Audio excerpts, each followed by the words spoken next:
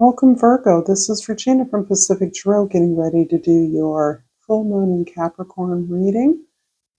The full moon part 1 in Capricorn occurred on June 21st. The second part, the second full moon in Capricorn, will be on July 21st.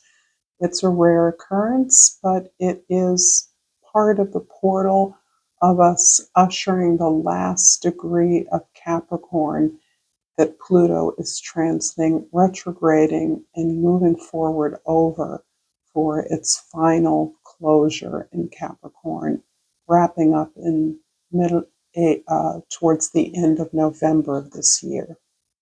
At that time, Pluto will move into Aquarius for the next 20 years, and this is really an opportunity for us to squeeze out the last awareness lessons of the Pluto and Capricorn cycle, which has been over a 17, 18-year period. So that means something different for each of you. In particular for Virgo, this may be touching on the house of your creativity, your children, recreation, the way that you enjoy friendships, recreation, and collaboration with other peers around your creative voice or expression. This is a general reading. If you're interested in a personal reading, the information for that is in the description box below. I appreciate your presence here now. That is what is essential to making this work for you and for me. So I thank you in advance for that. Virgo, your overall energy is the Ace of Swords. This is a beautiful inauguration of your truth. And as I mentioned, your creativity, which is being highlighted by uh, the full moon in Capricorn, there is some truth around the way that you can record, document, scribe your creative journey, your expressive voice, the story you have to tell, the truth that you need to share with the world, with others, the truth that is inspiring you, that is motivating this sense of awe-inspiring revelation that you may be experiencing at this time. It may be pointing you in an entirely new direction. My sense is that it is deepening the relationship you have to your creative imagination, your ability to initiate something as a direct expression of who you are. In the 10th house, the house of your social identity, the way others see you, the Knight of Pentacles is about the plan, the proposal, the way that you are shaping out, structuring this movement towards a greater expression of your truth. This really has the feel of uh, a written plan. It can be a visual plan. It can be uh, whatever way that you communicate to your own higher consciousness regarding your intentionality. And this is all about intention, setting clear intentions that reflect the manifestation that you are drawing in. Because you're focused on something that is long lasting, of real, true value to others. You understand your value and you intend to be rewarded for your efforts. Your focus is on delivering the highest quality of service or product that you are capable of. In the first house, your perspective is around your ability to learn. In many ways, this place that you hold in the constellation of learning, of education, of training, certifying others, mentoring others to gain more access to the skills and knowledge that they need to elevate, you're on a higher ladder on that hierarchy than others, but you are merely showing others what you yourself are learning, understanding that learning is the cyclic process. By teaching, we learn more. And that's part of the role that teaching plays in really solidifying, gaining, anchoring knowledge for ourselves. But you are pivotal in a way that you model what you're learning, what you're showing to others for others. In the fourth house, the house of your soul, your home, your foundation, the Page of Swords is more describing the experience uh, of overwhelm in the presence of this lightning of truth, this light of awareness, this elevation of consciousness that has you not frozen in a negative way, but has you staying still in your tracks, not moving, not clear on which way to go, simply because you are processing what you are gaining. This commitment that you're making to this growth. And this growth has everything to do with the movement forward of the plan that you're putting forward. You are observing others. You are looking for models. You're watching those that you uh, value, that you determine are successful, and those that are not. You're gaining information by observing what's around you, potential partners, ways, options that are available to you that you may not be able to see clearly. This also relates to this bodily experience of floating for many of you. It can be a sense of feeling somewhat lost, but not negatively. It's more like an unfamiliar feeling of disembodiment because the thoughts that you're processing, the commitment to your own expression is so different, is so unfamiliar to you that it is producing different chemicals in your body. It is producing a different way of seeing the common abundance that you have around you. In the seventh house of your significant others, the Seven of Wands. This is literally about standing up for yourself, articulating the truth that you're becoming clearer and clearer about, understanding your strength is your superpower. Your vision, your ability to understand, to make decisions, to objectify, to structure your thoughts in a way that creates the reality that you want, is inspiring you to make space, to say no, to set clear boundaries so that you are making space, liberating yourself to work in that sense of power. With that sense of your empowerment, you're able to make real progress towards your goals. I hope this reading is resonating for you, Virgo. If so, please like this video, share it with others. Um, Comment if you feel so moved to do so, and subscribe to my channel, Pacific Tarot. And I pulled the Judgment card. I understand that everyone has their own unique paths and challenges.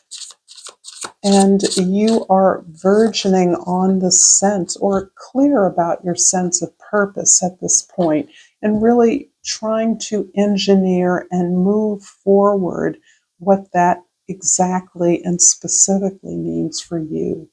The shark I pulled from the flora and fauna of Africa, and the key word is preparation. Move in silence, approach challenges and opportunities with vigor. Hone your senses and be alert.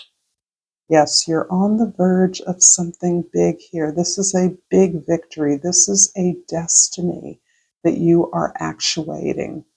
In the first house, the Hierophant is clarified by the Ten of Earth in the second house and the Six of Earth in the third house. So not only are you creating a transition for yourself into the world that you want to be a part of, that can be a professional world, that can be an association with others of like mind, that can be your community, that can be unfamiliar vistas, but you are focused on what you're going to leave for others, how you can help others now. And this is very much about recognizing how you yourself have benefited from the efforts of others who came before you. So, this is a card deeply anchored in the knowledge and support of our ancestors. This is also helping you to balance out your sense of all energy exchanges. So, if we've often, and I'm using this as an example, experienced love as something that wasn't quite satisfying, didn't quite serve us in the way that we feel we attempted at least to serve others, this is reminding you that there are many relationships that you have, subconscious, higher conscious, and otherwise conscious relationships where you have been given so much you couldn't possibly pay it back to those who came before you and created opportunities for you. And how you pay it back is by giving to others in a similar way.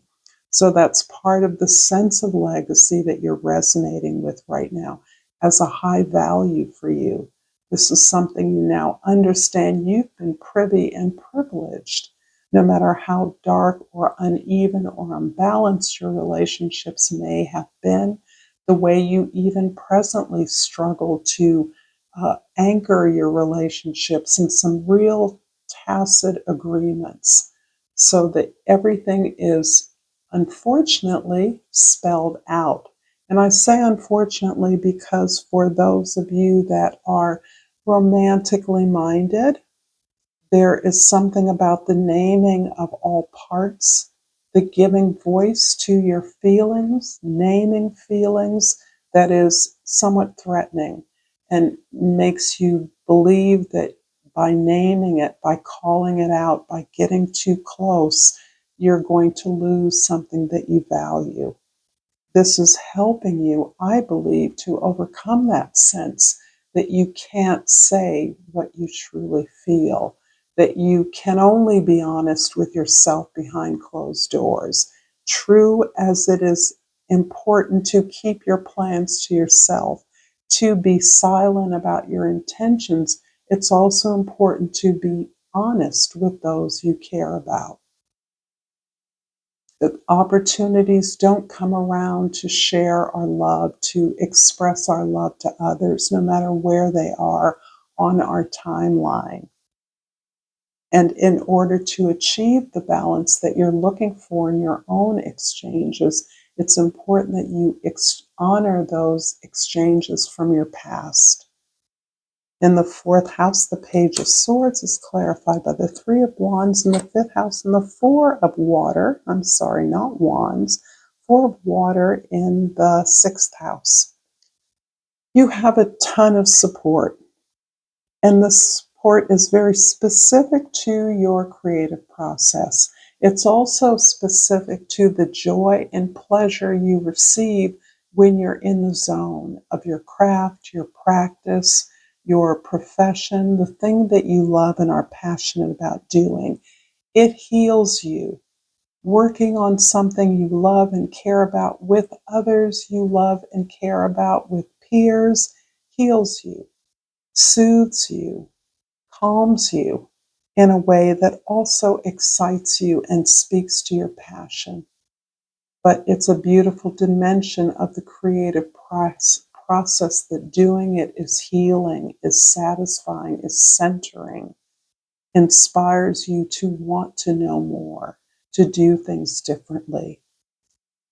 The Four of Water in your sixth house is really talking about a place of kind of plateauing that you're experiencing in your mundane practice. Whatever you do regularly, the tasks that you do, even those creative tasks, have gotten you so far, but you are now at a place where what you once thought would make you happy, whatever that is, if it's a particular accolade or some kind of acclaim to uh, uh, features of your practice that you now are able to anchor for yourself, having a studio, being able to write every day, whatever it is, these things have plateaued in such a way that you understand they're part of grounding and achievement for you, but they're also feeling a little stuck, which is why this revelation that you're experiencing is fueling this practice, is giving you more, is feeding your sense of urgency for expression, the way in which you're motivated by desire to see the whole that moves and develops your practice along so that you're not just satisfied with an impulsive few strokes, that you really understand that each thing that you craft has a life of its own and you feel obligated to bring it through birth, life, maturity, and conclusion. So there's the stages of your creative process. You're really allowing yourself to reject what hasn't seen you, perhaps those superficial accolades, and are now valuing the process that inspires you and moves your expression forward, just as you are advancing your own growth and awareness. The Seven of Pentacles are wands, and the seventh house is clarified by the Ace of Fire and the Ace of Air. Ooh, a new opportunity. This feels like it is an opportunity for you to revisit something that you have already worked on or towards in the past. And infused by this new vision, this new openness to new ideas, this release of assumptions and old practices that uh, were really the practices of others who instructed you, you're now making this yours. You're now making this expression, this articulation of your service, your products, what it is that you're creating uniquely yours. You're giving it the stamp, the signature that belongs to you so that it becomes an original in a way that separates it from all the other like things in the world. The Knight of Wands in the 10th house is clarified by the Four of Fire in the 11th house and the Two of Earth in the 12th house. You're absolutely establishing this beautiful foundation, this beautiful way of celebrating the growth that you have committed to. This growth is the real focus of your commitment and your creative practice. This growth entails being open to learning new things, finding new mentors, new allies, new peers with whom you can share ideas, with whom you can gain more knowledge, those you meet as you are gaining more knowledge, learning new things. This becomes the way in which you are establishing the celebration of that commitment with others on a larger community scale. For some of you, this is at a global scale. Ultimately, you're working very hard to integrate this new possibility of experience into the life, the experiences you've already had. You're not throwing out anything unnecessarily. You're really trying to see this new level of awareness as a value added rather than as a revolution or a changing of the guard. You're integrating new skills, new awareness into your current skill set. But to do so requires you to learn on the fly, to rapidly keep up with yourself. It's almost that feeling of catching up with yourself here, that you are moving quickly to pick up and piece together the new knowledges and new skills you're going to need to execute this vision at a new level. I'm going to finish up this reading, Virgo, with a yogic path oracle. And of course, I hope that this reading is useful, that it has been clear for you. I always love reading your thoughts, so thank you to all of you who share them so generously. And I pulled Santosha. I'm always happy to pull a new card because I'm learning from this beautiful deck.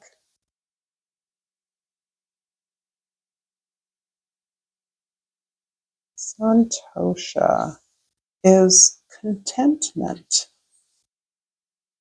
You're at a place where you can relax, unwind, and be content with where you are. You've done tremendous work to be at this place. Now's the time to let it sink in and enjoy the fruits of your labor. We often spend our whole lives striving toward the next goal and skipping over accomplishments. We never allow ourselves to experience true santosha, contentment for where we are in this present moment. Take a few moments to close your eyes. Place your hands on your heart and breathe. Take in all that is around you, what you've co-created, how far you've come, how blessed you are, the people who love you, that you are safe, loved, and supported by the universe. You will not fall behind by taking a pause and being content with what you have. In fact, this earthy energy will nourish you throughout all of your future endeavors. Thank you, as always, Virgo. Particular thanks of love and support for all that you've given me. Until next time, Namaste.